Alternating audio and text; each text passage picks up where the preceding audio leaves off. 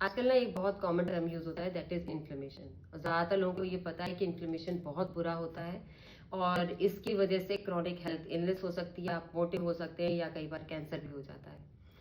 पर actually inflammation होता क्या है? मान लीजिए आप कहीं गिर गए और आपको कहीं चोट लग गई, तो आपकी बॉडी पे जो पहला रिएक्शन आता है, वहां पे जो बॉडी आपकी वहां उस चोट को हील करने में जो प्रोसेस स्टार्ट करती है, that is the inflammatory reactions. ये नॉर्मल होते हैं और ये हेल्दी भी होते हैं। उसी की वजह से तो आपकी बॉडी फिर हील भी करेगी, चोट अपनी प्रोसेस से हील भी आएगा, वहां से जर्म्स भी एलिमिनेट होंगे। लेकिन अगर ये प्रोसेस डेली हो रही है और बार बार होती चली जा रही है, वहां पे उस जगह पे कांस्टेंट बार बार इरिटेशंस हो रहे हैं, then it lead to chronic inflammation और उसकी वजह से फिर सेकेंडरी चेंजेस आते हैं। फॉर एग्जाम्पल, अगर कोई जना टोबैको च्यू करता है तो डेली उसके माउथ में वहां टोबैको रखा है, वो डेली च्यू कर रहा है, उसकी वजह से माउथ के अंदर लाइनिंग डेली खराब हो रही है, वो रेड हो रही है, वहां पर इरिटेशंस हो रहे हैं, वहां इन्फ्लेमेटरी रिएक्शंस हो रहे हैं। लेटर ऑन वहां पर उसको अल्सर भी हो सकते हैं और कैंसर भी क्रिएट हो सकता है। तो इस तरह से इन्फ्लेमेटरी रिएक्शंस हार्मफुल होते हैं। क्या करें बचने के लिए? जो चीजें आपकी बॉडी में कांस्टेंट इरिटेशन प्रोड्यूस कर रही हैं उनको रोकिए। जैसे कि आप अल्कोहल लेना बंद करिए, आप स्मोकिंग बंद करिए, आप टोबैको च्यू, जैसे मैंने अभी एग्जांपल दिया, ये अनहेल्दी हैबिट्स में आता है।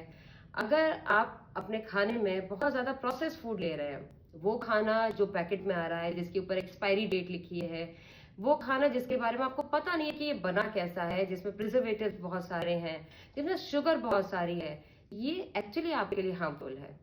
जैसे कि बाहर जितना आउटसाइड फूड बनता है, जो महीनों महीनों से डब्बे में कैन में रखा हुआ है विद द एक्सपायरी डेट्स, ये खाना एक्चुअली जब आप कंज्यूम करेंगे तो ये आपकी बॉडी में इन्फ्लेमेशन देगा ही देगा।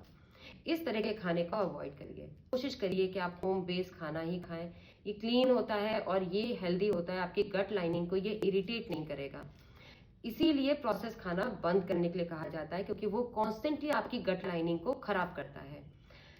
नेक्स्ट, आप एक्सरसाइज करने की हैबिट डालिए। डेली एक्सरसाइज करिए, लेकिन उस तरह की एक्सरसाइज करिए जिसमें आपकी बॉडी को थकान महसूस नहीं हो, आपकी बॉडी की मसल्स को ये ना महसूस हो कि आज बहुत ज्यादा क्रैम्प्स हो रहे हो और अब अगले 3 दिन आप एक्सरसाइज नहीं करेंगे।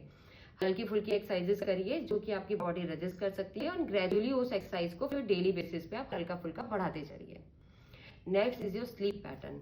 देखिए, सोना बहुत जरूरी होता है। एक्चुअली सोने से आपकी बॉडी हील करती है। जब आप प्रॉपर टाइमिंग से सोते हैं तो आपकी बॉडी में एक हीलिंग प्रोसेस स्टार्ट होती है, जिससे कि इन्फ्लेमेटरी रिएक्शंस कंट्रोल में आते हैं। और सबसे इंपॉर्टेंट चीज है स्ट्रेस फैक्टर। देखिए, जिन चीजों को आप कंट्रोल कर सकते हैं उसके लिए स्ट्रेस लेने की जरूरत नहीं पड़ती है, और जो चीजें आपके कंट्रोल नहीं होती उसके लिए आप स्ट्रेस लेते हैं, जो कि लेना बेकार है। तो स्ट्रेस को लेना कंट्रोल करिए और कोशिश करिए कि अवॉइड करें।